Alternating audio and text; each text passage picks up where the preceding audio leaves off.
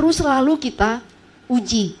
Ya, apakah itu sesuatu yang memang berkenan kepada Tuhan? Apakah itu memang sesuatu yang berasal dari Tuhan? Atau itu sesuatu yang berasal dari manusia gitu ya? Apakah itu akan membawa kita kepada hal yang lebih baik? Atau justru itu akan menyesatkan kita? Ya, beberapa kali Bapak Ibu ya, kalau saya sedang mempersiapkan firman Tuhan seperti ini kan, saya cari referensi juga dari internet gitu ya, baca dan kemudian sepintas kelihatan wah ini bagus, baca sampai selesai gitu, karena nanti di ujungnya kita tahu oh ternyata teologinya beda dengan kita gitu kan, ternyata ya banyak hal yang kelihatannya bagus gitu, tapi ternyata kalau kita lihat lebih dalam, wah ternyata teologinya beda dengan kita gitu ya. Kita tahu sekarang ini banyak banget aliran-aliran Bapak Ibu ya, dan nggak semuanya itu sesuai dengan apa yang kita percayai gitu ya. Mungkin kalau pengajaran moral bagus, semuanya bagus gitu, tapi secara teologi dia beda dengan kita gitu ya.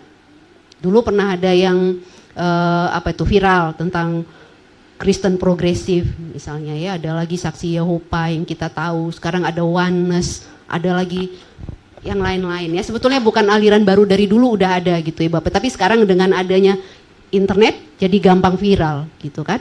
Nah, kita harus hati-hati gitu, jangan sampai ya kan, karena ketidakmengertian kita jadi terbawa ke pengajaran-pengajaran yang tidak baik ya. Jadi kadang-kadang Bapak Ibu saya bisa mengerti, bisa paham gitu ya, kalau ada beberapa gereja misalnya yang membatasi jemaatnya untuk pergi kemana-mana gitu. Kenapa?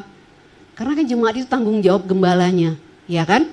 Kalau dia nggak tahu jemaatnya pergi kemana, apa yang didengar di luar sana, apa yang didapatkan di luar sana, kalau terjadi sesuatu yang bakal dituntut oleh Tuhan tuh siapa? Yang menggembalakan, namanya gembala, dikasih apa? Gembalakan domba-dombamu ya kan, harus dibawa ke arah yang benar gitu.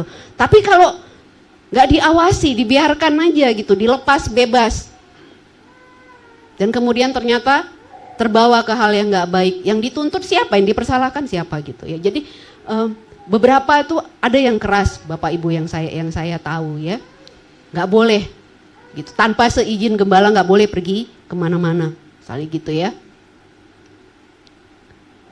Kita bisa mengerti, bisa paham gitu, karena memang begitu, nggak semua ajaran yang kita dapat itu benar. Apalagi kalau pemahaman kita dangkal, kita nggak ngerti gitu ya, mudah sekali kita dibawa ke pengajaran yang tidak baik ya. Jadi kalau kita misalnya mendengar sebuah pengajaran atau apa ya Bapak Ibu,